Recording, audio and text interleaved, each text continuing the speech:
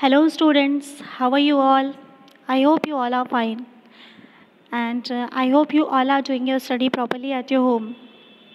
In the last video, we have completed some topics of chapter 12, and now today we will going to conclude this chapter from gatherer to producer. So now we are going to start. Our today's first topic is invention of the wheel. The invention of the wheel was an important step towards human progress. जो wheel की invention है वो इंसान की life में उस time में बहुत ही इंपॉर्टेंट रोल प्ले करती है. एज़ यू नो दैट हमने लास्ट वीडियो में पढ़ा था इंसान ने फायर का यूज़ करना मतलब फायर को इन्वेंट कर लिया था और फायर का यूज़ करना सीख लिया था और अब एक इम्पॉर्टेंट इन्वेंशन हुई व्हील की. Right. The first inventor of wheel is yet not known to anybody in the world. और जो फर्स्ट इन्वेंटर है मतलब किसने व्हील को इन्वेंट किया होगा तो ऐसा कोई भी पूरी दुनिया में पूरे वर्ल्ड में नहीं जानता है.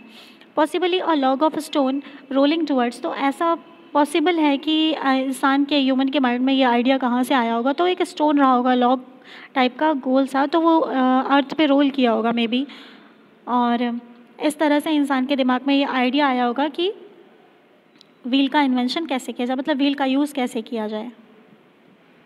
The wheel changed men's life in many ways. जो व्हील था उसने इंसान की लाइफ को हर वे में चेंज किया. People could now go from one place to another much faster than before. अब जो लोग थे वो एक प्लेस से दूसरे प्लेस पर ईजिली जा सकते थे.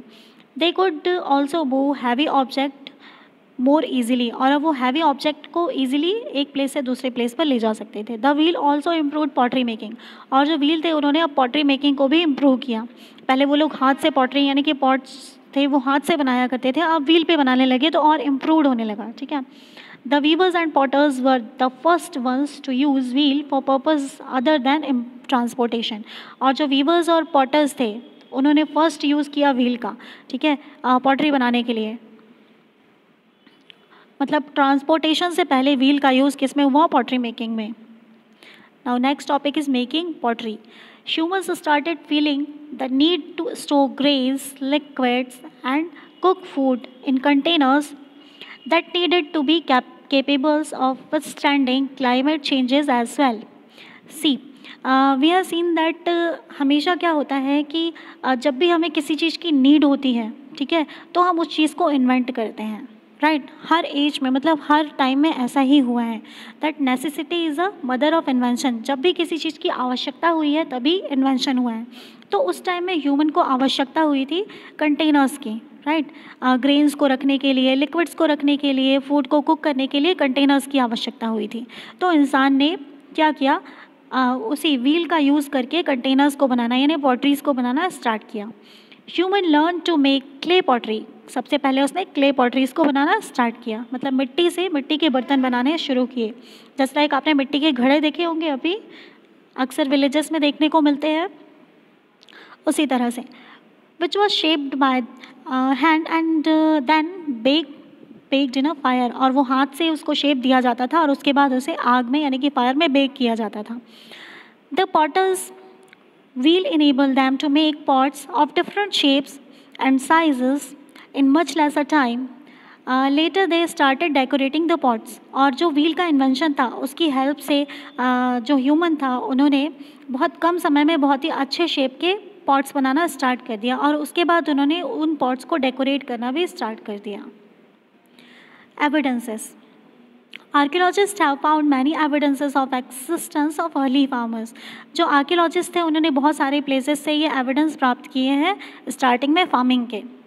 अभी हम रीड करेंगे पिट हाउसेस के बारे में. पिट हाउसेस मीन्स ऐसे हाउसेस जो गड्ढा खोद करके बनाए जाते हैं मतलब किसी भी प्लेस पर गड्ढा खोद दिया जाता है और उसके बाद हाउसेस मड क्ले और वुड से इन सारी चीज़ों से वो हाउसेस बनाए जाते थे स्टोन से भी.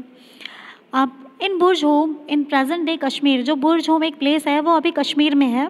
तो पीपल बिल्ड पिट्स हाउस मतलब वो जो वहाँ के जो लोग थे उन्होंने पिट हाउसेस को बिल्ड किया था. विच वर डग इनटू द ग्राउंड. अभी मैंने आपको बताया जो कि ग्राउंड में डग करके बनाए जाते थे. With step leading into them. This pit were usually narrow at the top and wide at the base. जो वो पिट हाउसेस रहते थे वो बेस पर यानी कि ज़मीन पर चौड़े रहते थे वाइड रहते थे और ऊपर साइड जितना ऊपर रहता था मतलब टॉप पर नैरो रहते थे सकरे रहते थे. as charcoal and pieces of pottery have been found in these pits. ये जो पिट हाउसेस थे उसमें राख मिली है, चारकोल, पीसेस ऑफ पॉटरी, मतलब ये सारी चीज़ें मिली हैं, ठीक है, एक्सकेवेशन के दौरान।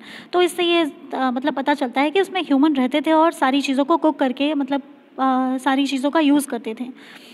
सम of pits have ovens made of stone और क्ले, और कुछ पिट हाउसेस ऐसे थे जिनमें कि ओवंस यानी कि चूल्हे मिले हैं। आपने देखा होगा अक्सर विलेजेस में चूल्हे, ठीक है, मिट्टी के बने हुए या फिर स्टोन से बने हुए मिले हैं। These ovens may have been use to cook food, और ये जो ओवंस थे वो किस लिए यूज़ किए जाते थे? फूड को कुक करने के लिए। Such pits may have provided shelter in cold weather, और ये जो पिट्स है वो क्या करते थे? मतलब ठंडे वेदर से बचाते थे, शेल्टर प्रोवाइड करते थे। Now next topic is pottery. Handmade as well as wheel-made pots of different shapes and sizes have been discovered from many sites. कुछ हैंडमेड पॉटरीज मिली है, कुछ व्हील मेड पॉटरीज, मतलब अलग अलग साइड से अलग अलग साइज़ की और अलग अलग तरह की पॉटरीज डिस्कवर्ड हुई हैं। Some of them were decorated, और कुछ उनमें से डेकोरेटेड भी थी। The pots could have been used as cooking vessels and to store grains. जो पॉट्स थे वो किस लिए यूज़ होते थे? अभी हमने डिस्कस किया, कुकिंग के लिए एंड ग्रेन्स को स्टोर करने के लिए। Now next topic is tools. Tools हम लोग वैसे लास्ट चैप्टर में बहुत ही डीपली डिस्कस कर चुके हैं, ठीक है। तो ये सारे देखिए टूल्स हैं, अलग अलग शेप्स के, अलग अलग, ठीक है।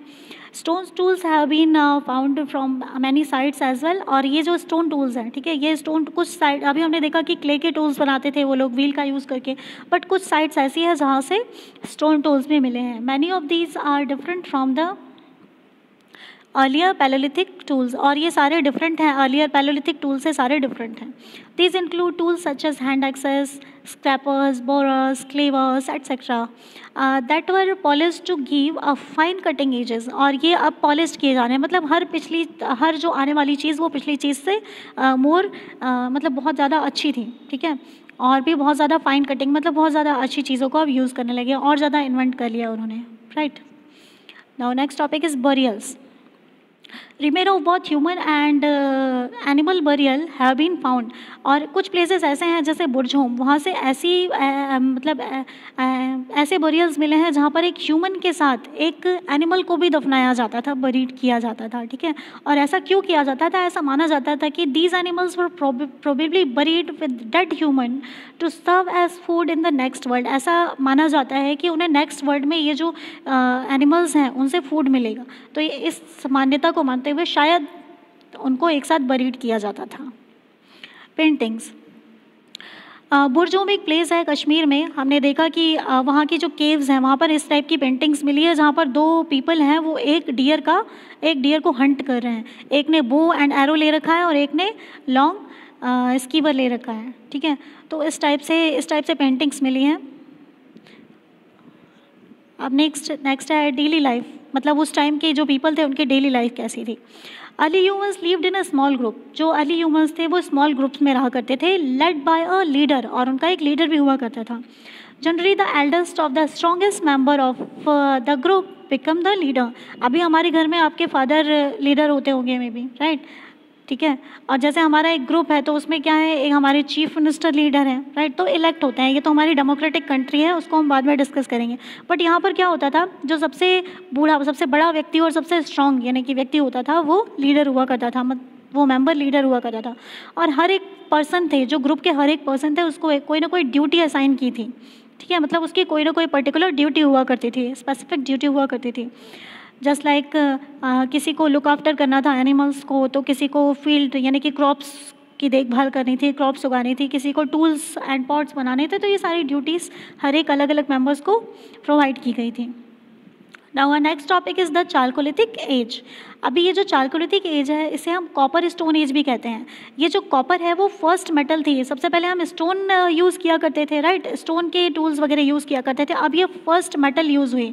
आपने देखा होगा आयरन, स्टील, आप अपने घर में स्टील के बर्तन को यूज़ करते हैं, ठीक है। तो आपने बहुत सारी मेटल्स अपने डेली लाइफ में देखी हैं, उसमें से एक है कॉपर। कॉपर मीन्स होता है तांबा, ठीक है, तो इसलिए इसे हिंदी में ताम्र पाषाण काल भी कहते हैं, ठीक है, एंड द चारकोलिथिक एज भी कहते हैं। और ये था 6000 ईयर्स पहले, मतलब आज से 6000 साल पहले ये एज स्टार्ट हुई थी, right. Customs, practices and religion. अभी उस टाइम के लोग जो थे रिलीजन को स्टार्टिंग से तो मानना स्टार्ट नहीं किया था, बट धीरे धीरे अब रिलीजन में भी बिलीव करने लगे थे, मतलब किसी पर्टिकुलर धर्म में भी बिलीव करने लगे थे। ये कैसे हुआ? तो उस टाइम में स्टार्ट ऐसे हुआ होगा कि थंडर स्टॉर्म, जो लोग इनसे डरने लगे होंगे, लाइटनिंग, फॉरेस्ट फायर, जो बादल का गरजना, बिजली गिरना, बिजली चमकना, तो इस सारी चीज़ों से वो डरने लगे होंगे। जब कोई डरता है तो वो क्या करता है? वर्शिप करता है गॉड की। तो जिन चीज़ों से वो डरते थे, उन चीज़ों की, नेचर की, ठीक है, जिन चीज़ों से वो डरते थे उन चीज़ों की पूजा करने लगे, जस्ट लाइक सन, रेन, फायर, इन सब की पूजा करने लगे। तो यहाँ से स्टार्ट हुआ रिलीजन का। अब यहाँ पर केस स्टडी है दो की, the north west and the north east, ठीक है। नॉर्थ वेस्ट में कुछ प्लेसेस एक्सकेवेटेड किए गए हैं, just like Mehrgarh, that is in Pakistan, Sarai Khola Punjab, ठीक है, बुर्जहोम श्रीनगर हम डिस्कस कर चुके हैं।